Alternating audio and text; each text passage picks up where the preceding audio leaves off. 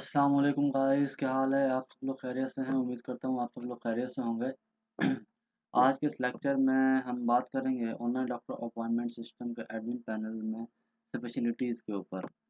अब हमने पिछले लेक्चर में अपॉइंटमेंट्स को कवर किया था। इस अपॉइंटमेंट्स के हमने इन टैब्स के ऊपर नेविगेशन करवाई थी। अगर आपने पिछला वीडियो अभी तक नहीं देखा तो प्लीज़ ज़रूर जाके चेकआउट कर लें। तो आज के इस लेक्चर में हम चलेंगे स्पेशलिटीज़ पर। अब स्पेशलिटीज़ में क्या करना है हमने, यहाँ पर यूज़र ने कि हमने यूआई पहले बना लिया था। अब हम इसका थोड़ा-सा डाटा के साथ हम खेलते हैं। हम इतना बना लेते हैं कि हम डाटा ताकि हम बैकएंड तक भेज सकें। तो अब हम क्या चाहते हैं, अब मैंने कोड ऑलरेडी कर लिया है। पहले मैंने कोड ऑलरेडी इसलिए कर लिया क्योंकि अगर मैं कोड साथ-साथ करता हूँ तो वीडियो की ड्यूरेशन लंबी हो रही थी। तो मैंने उसको वक़्त को बचाने के लिए, आपको और अपना वक़्त बचाने के लिए मैंने कोड ऑलरेडी करके रखा है। मैं आपको डिटेल्ड कोड समझा दूँगा। अब ओरिजिनल टेम्पलेट को देखते हैं। अब ओरिजिनल टेम्पलेट में क्या था कि यहाँ पर ऐड नहीं करने से एक मॉडेल खुलता था ऐड स्पेशलिटीज़ का, ठीक हो गया? और फिर एडिट करते थे तो फिर एक और मॉडेल खुलता था एडिट का, ठीक है? और डिलीट करते हैं तो वो एक और ही मॉडेल ओपन करवाता है डिलीट का। आइए मैं आपको इसका कोड दिखा देता हूँ ओरिजिनल टेम्पलेट का। देखें, अब ये स्पेशलिटीज़ वाला कोड अगर आप पिछली वीडियोज़ देख रहे हैं, तो ये वाला कोड हमने अपने कंपोनेंट में रखा था, जो जिसका नाम हमने स्पेशलिटीज़ रखा था उधर। देख लें, रिएक्ट के प्रोजेक्ट में आता हूँ मैं अपने, और ये देखें ये हमारा जो कंपोनेंट था स्पेशलिटीज़ वाला, इसके अंदर हमने ये वाला कोड जो है वो पेस्ट किया था मॉड्यूल्स के साथ। देखें ये मैंने कोड वैसे भी यहाँ कमिट भी किया हुआ है। अब क्योंकि हम रिएक्ट यूज़ कर रहे हैं, मैं चाहूँगा कि मैं एक ही मॉडल यूज़ करूँ जो हमारे ऐड के लिए भी काम करे और हमारे एडिट के लिए भी काम करे, और डिलीट के लिए हम सिंपल स्वीट अलर्ट से हम कोई ना कोई पॉपअप शो करवा देंगे, उसका इशू नहीं है। तो अब इस काम को करने के लिए मैंने क्या किया, एक मॉडल का को अब जैसे हमारा जो बेसिक जो टेम्पलेट का कोड था इस तरह से था कुछ, 3 मॉडल लगे हुए थे। अब मैंने क्या किया, एक मॉडल को यहाँ से ऐसे कॉपी किया, कॉपी करने के बाद क्या किया, एक नया कंपोनेंट बना लिया जिसका नाम मैंने रखा स्पेशलिटीज मॉडल डॉट जेएस। जैसे मैं इसे ओपन करता हूँ आपके सामने कुछ रिटर्न के अंदर ये देखें, ये वही कोड नज़र आ रहा है ऐड मॉडल वाला। ये देखें ये पूरा का पूरा कोड मैंने यहाँ पे आके पेस्ट कर दिया। पेस्ट कर दिया, पेस्ट करने के बाद क्या वो हो रहा था, मैं जैसे ही ऐड न्यू पे क्लिक करता था वो मेरे पास मॉडल ऐसे अपीयर हो रहा था। लेकिन अब इसके अंदर कुछ मुझे कमी नज़र आई। जैसे यहाँ से मैं पिक्चर अपलोड करता था और लेट्स सपोज़ मैं पिक्चर अपलोड कर रहा हूँ, तो वो पिक्चर इधर शो नहीं होती थी, जो कि एक अच्छी चीज़ मुझे नहीं लगी। मैं ये चाह रहा था कि मैं जैसे पिक्चर यहाँ सेलेक्ट करूँ, वो पिक्चर यहाँ पे शो होनी चाहिए। तो उसके लिए मैंने क्या किया है, उसके लिए मैंने एक फ़ंक्शन बनाया है ऑन चेंज इमेज का। क्या बनाया है? चेंज इमेज का। और क्योंकि मुझे यहाँ पे पिक्चर शो करवानी थी इस इनपुट टैग में, तो मैंने क्या किया, मैंने वहाँ पे एक इमेज का टैग भी यूज़ किया है। आपको दिखा देता हूँ पहले JSX, ये देखें, ये आपका कोड आ गया इनपुट का, जिसकी टाइप आपकी फ़ाइल रहेगी। अब उसके बाद यहाँ पे input type is equal to, अच्छा ये तो आपका वो हो गया ना स्पेशलिटी नेम का। तो नीचे आपकी एक फ़ाइल, ये देखें अपलोड टाइप ये फ़ाइल का है ये, ठीक हो गया। अब इस फ़ाइल के ऑन चेंज के ऊपर बेसिकली मैंने क्या करवाया है, चेंज इमेज का फंक्शन कॉल करवाया। मैं चेंज इमेज का फंक्शन आपको भी सिखा देता हूँ कि उसके अंदर क्या हो रहा है। पहले मैं बता देता हूँ कि मैंने इमेज कहाँ पे डिस्प्ले करवानी है। मैंने एक इमेज का टैग लिया है, ठीक है जी। उस इमेज के टैग को मैंने क्या किया है, आईडी दे दी है IMG, ठीक है?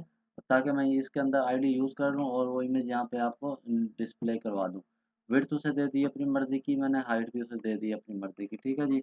मैंने थोड़ा-सा स्टाइल दे दिया, कर्सर पॉइंटर हो जाए, मार्जिन टॉप थोड़ी-सी सेटिंग करने के लिए वो मैंने कर दिया।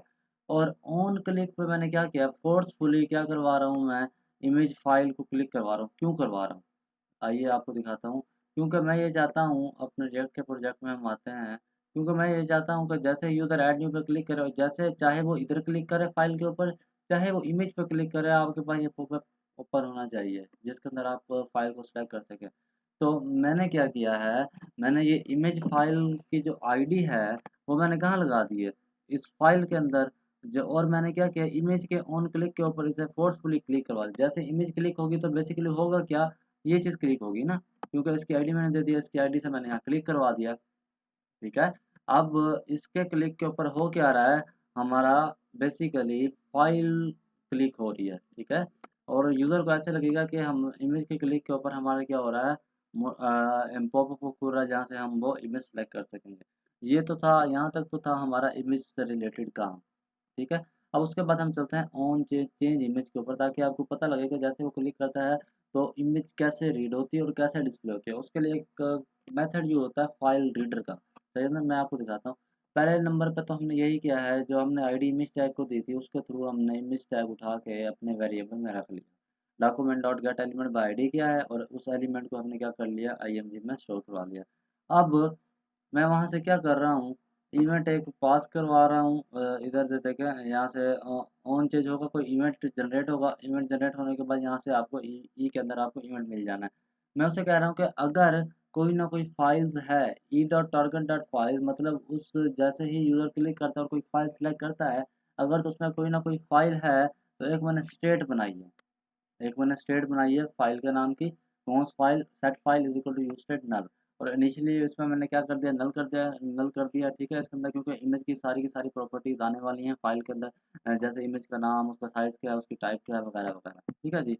अब अगर यूज़र फाइल सेलेक्ट करता है तो मैं क्या करवा रहा हूँ, उस फाइल को मैं इस फाइल वाली स्टेट के अंदर सेट करवा रहा हूँ, ताकि मैंने बाद में एक्सेस करना चाहूँ तो मैं इस वेरिएबल, इस स्टेट के थ्रू मैं क्या कर सकूँ, एक्सेस कर सकूँ। ठीक है जी। और एक मैंने फाइल रीडर जो हमारी मदद करेगा फाइल को रीड करने के लिए, ठीक हो गया। उसका मैंने एक इंस्टेंस बना लिया है न्यू कीवर्ड के साथ, var reader is equal to new file reader. ठीक है। अब फाइल रीडर को आपको कहाँ पे मिलेगा, रीडर के अंदर आपको एक्सेसिबल होगा। तो मैं कह रहा हूँ जैसे ही रीडर ऑन लोड हो, जैसे ही ऑन लोड हो, तो इमेज डॉट सोर्स, ठीक है। अब इमेज डॉट सोर्स क्या है, आईएमजी, ये इमेज कहाँ से आ रहा है, ये आपके पास इसके अंदर पूरा का पूरा ऐसे समझ है, इमेज के टैग की सारे एट्रीब्यूट, सारी प्रॉपर्टीज अवेलेबल हैं। और इमेज के टैग की एक प्रॉपर्टी एसआरसी मतलब सोर्स भी होती है, आपको याद होगा।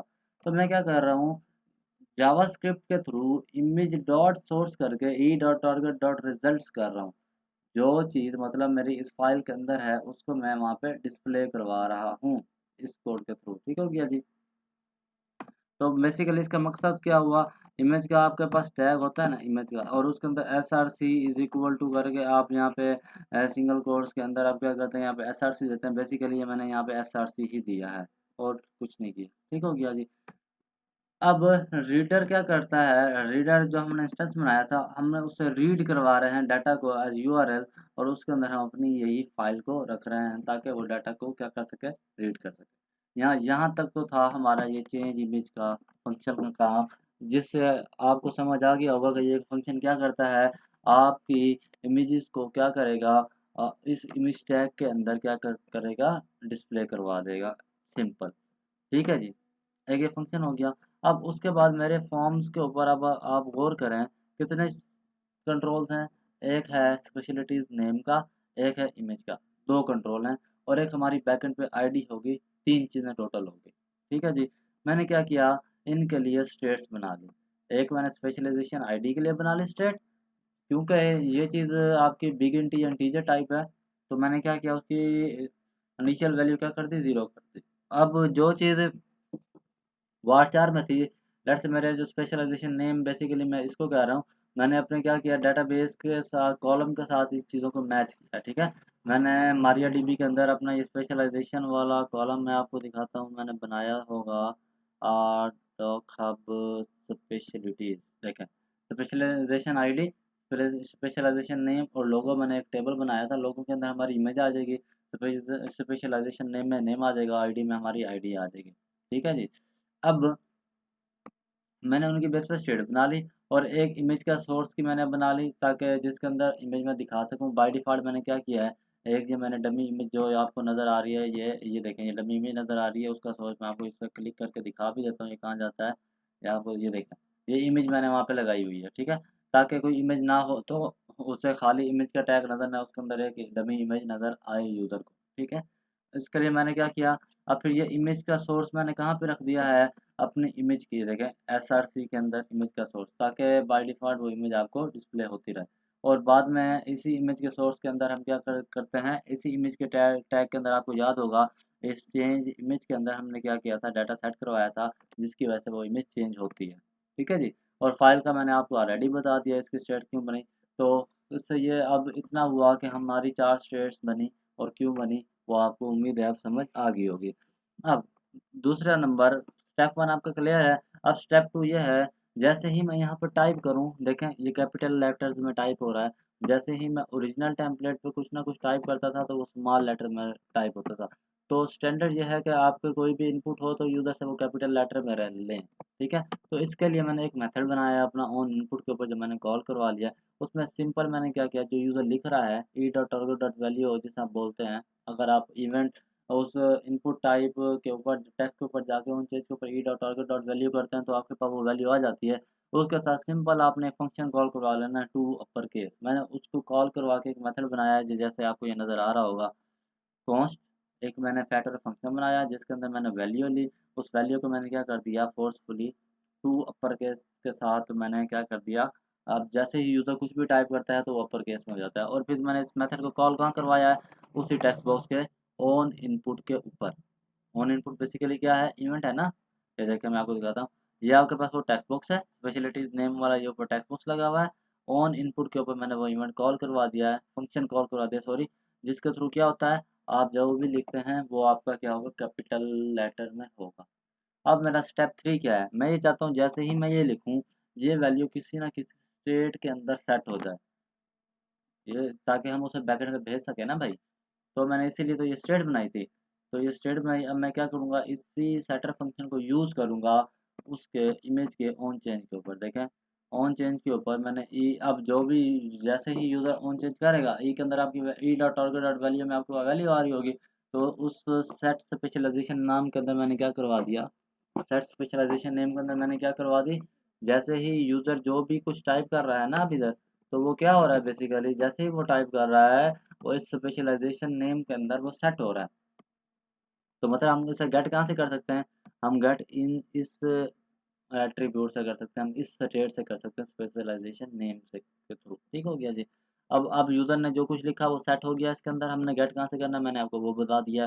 तो अब क्या चीज़ है, इमेज के बारे में मैंने आपको बता दी। इमेज जैसे ही वो सेलेक्ट करता है यूज़र, वो कैसे वहाँ पे, ये देखें अब कैसे यहाँ पे अपेयर हो रही है इमेज, ये देखें जैसे मैं सेलेक्ट करता हूँ तो देखें वो देखें यहाँ इमेज आ रही है।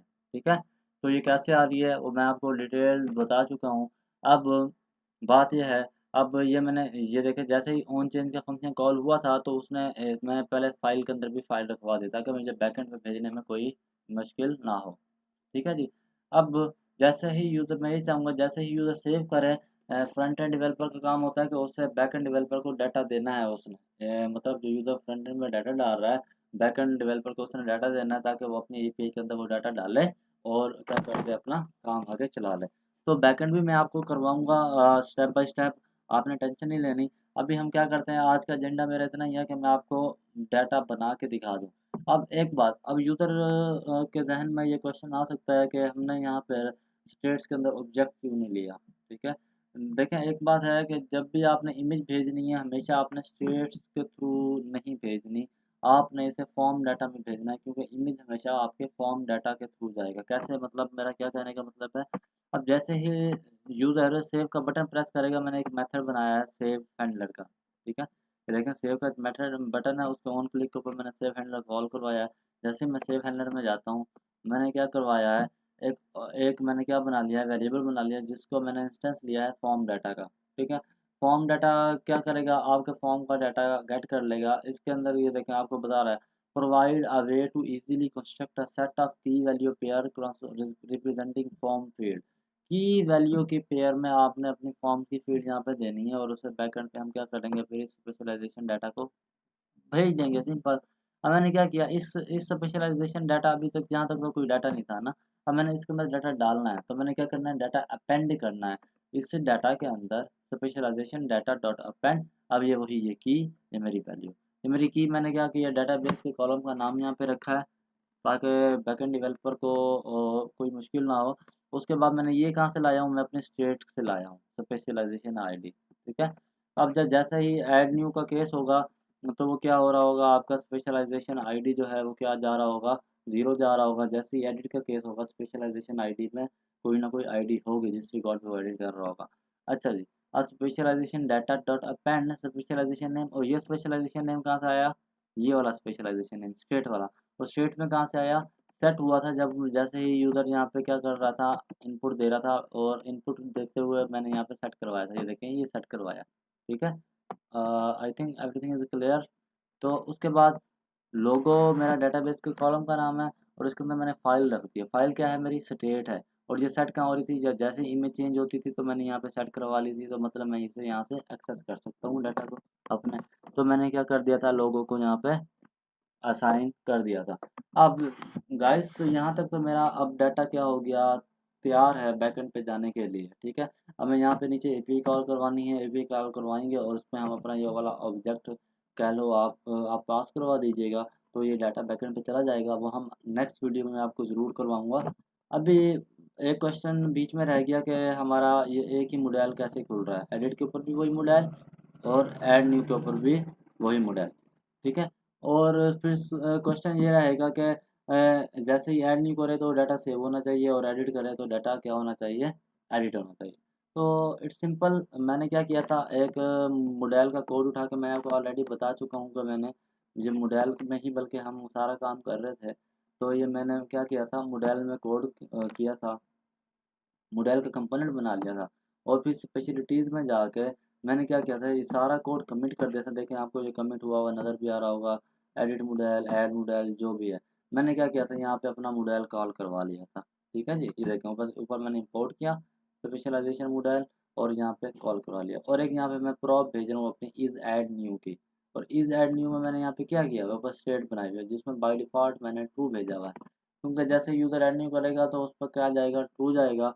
और इस ऐड न्यू को मैंने क्या किया है, यहाँ पे देखें इस ये स्टेटमेंट ट्रू भेजा, और मैंने क्या किया, इसके बटन पर इसे ट्रू कर दिया, और इसके एडिट के बटन में मैंने इसे क्या कर दिया, फॉल्स कर दिया। सिंपल सी बात है।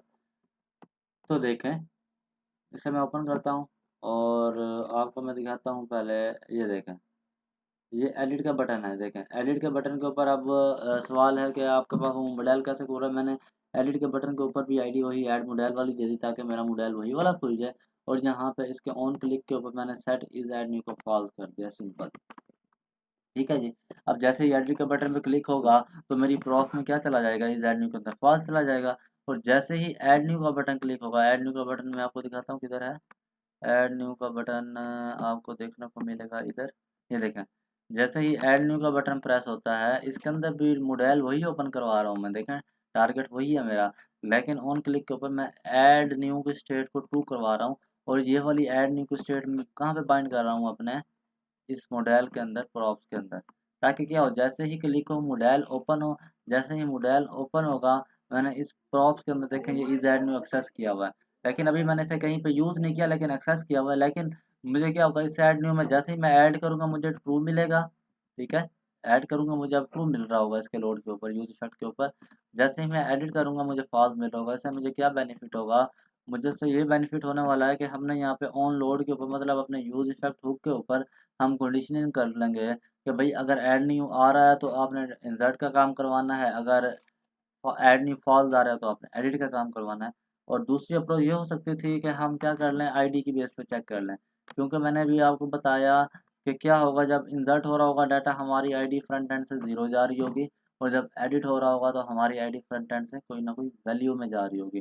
तो आप ऐसे भी कर सकते थे। आप ये तो अब आपकी अपनी लॉजिक है कि आपने इसे कैसे यूज़ करना है। तो मिलते हैं नेक्स्ट वीडियो में। नेक्स्ट वीडियो में हम क्या करेंगे, इस डाटा को एपीआई के साथ बाइंड करेंगे। बाइंड करने के बाद हम बैकएंड थोड़ा सा, अब बैकएंड ऑलरेडी मैं मेरा प्रोजेक्ट है असल में, ये हम एडमिन पैनल बना रहे हैं, और इसका प्रोजेक्ट अलग क्रिएट किया है क्योंकि इसको अलग डिप्लॉय करना है।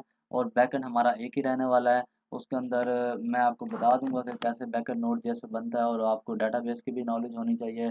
डाटाबेस में जहाँ जहाँ मुझे जितनी जितनी ज़रूरत पड़ेगी मैं आपको बताता रहूँगा। अगर आपको फिर भी डेटाबेस के रिलेटेड, या रिएक्ट जेएस के रिलेटेड, या प्लेन जावास्क्रिप्ट के रिलेटेड, या एडवांस जावास्क्रिप्ट के रिलेटेड बेसिक लेवल के अगर आप ट्यूटोरियल चाहते हो, तो आप मुझे कमेंट ज़रूर कीजिएगा, मैं फिर उनके ऊपर प्लेलिस्ट बना दूँगा। मिलते हैं नेक्स्ट वीडियो में। अल्लाह हाफ़िज़।